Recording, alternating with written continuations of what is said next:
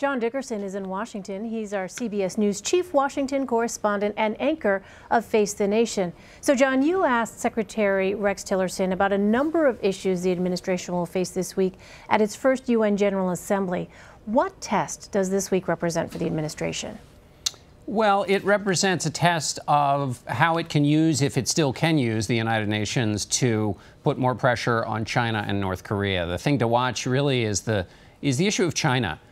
North Korea has shown that it's been impervious to both the ratcheting up of sanctions through the UN and all the rhetoric, both diplomatic, soft language, and also the president's tougher language. But the argument from the administration is that if China wants to be a player on the global stage, wants to be considered a great nation, then it needs to take care of the North Korea problem.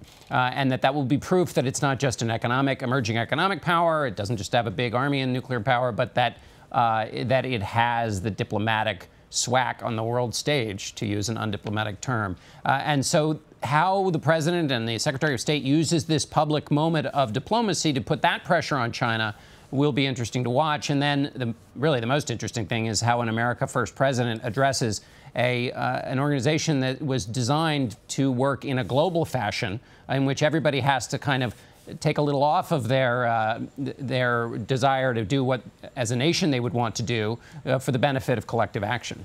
You also asked Secretary Tillerson about this Wall Street Journal report that the U.S. was considering staying in the Paris climate deal. Do you, in fact, see a change in the administration's position? Well, there was a problem, or not a problem, but there was a backdoor built into the president's remarks when he first made them in June.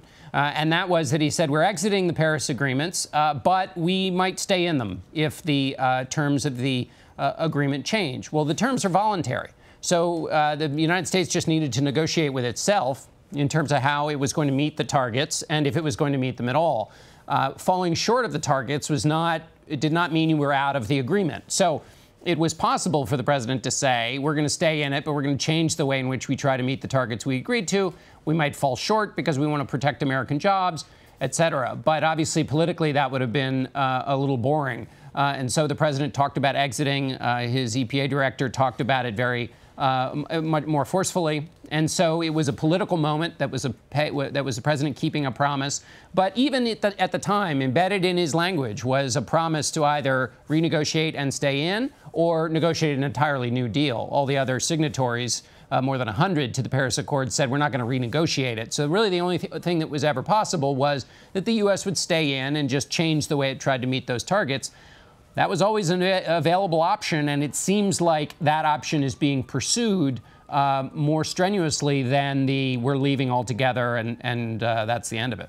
The president made this agreement with Democrats that would create legislative protections for dreamers and would fund border security, but would put off this question of money for the border wall. Is the wall dead, John?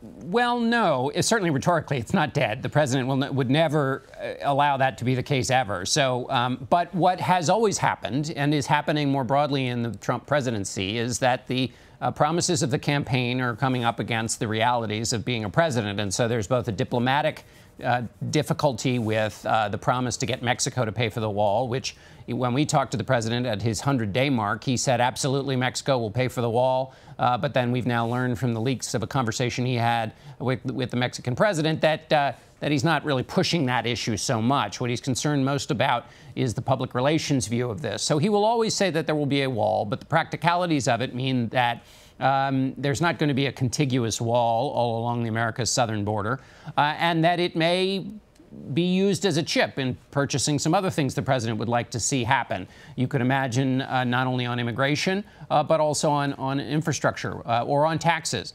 So it's not dead, but it is it's certainly being put off, and the longer it's put off, as the president's supporters are skeptical about, the greater chances that it will not come in its in their fullest imagination. Well, President Trump said this week that he may not have a tax cut for the wealthy and might even think about tax hikes for top earners. How do you think the president's recent deal-making with Democrats has changed the political environment for a tax overhaul? Well, the president has said that before. He said he talked to his friend Bob Kraft, the owner of the Patriots, and Kraft said, you know, we've done fine. Don't worry about taxing the rich. And this was in a Wall Street Journal interview. And the president said, you know, I agree with Kraft. So he has flirted with this idea. But as you quite rightly point out, that might please some Democrats. And so this is a part of his negotiating now with the other party. But it will not please a lot of Republicans. And so tax reform was always going to be very difficult. You could imagine a bipartisan solution to tax reform.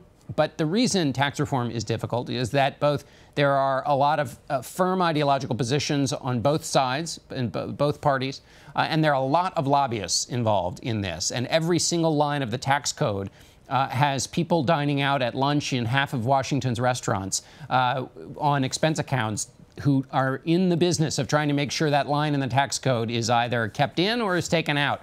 So the president is up against an enormous army of people who are trying to work into this, into any kind of tax reform. So you have the ideological issue, you have the cross-party pressures, working with Democrats, but also working with Republicans, and then you have an army of lobbyists who are going to be engaged in this. That's what made the 1986 tax reform so tricky, and it will be even harder in this case. So tax reform may be even harder than health care reform, which of course was hard and ended in failure for the president and Republicans in Congress.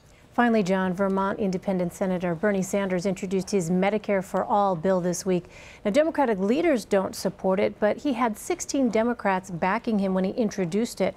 What does that support from at least some rank-and-file members signal to you? And the rank-and-file members who supported him is an interesting split. So you had one of the Democrats who's up for re-election in the Senate in 2018 support him. That means a lot of the other ones, particularly the other 9 who were in states that President Trump won, did not support him. So for those running in states that are red in nature, Medicare for All is not something they want to support.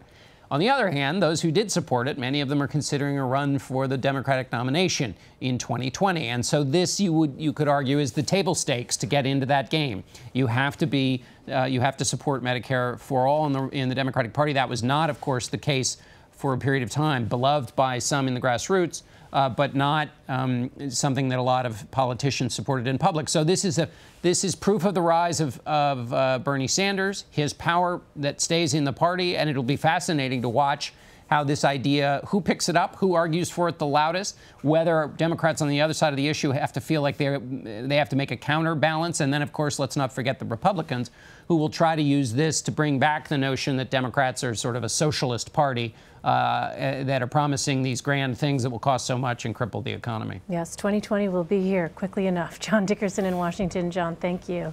Thanks, Elaine.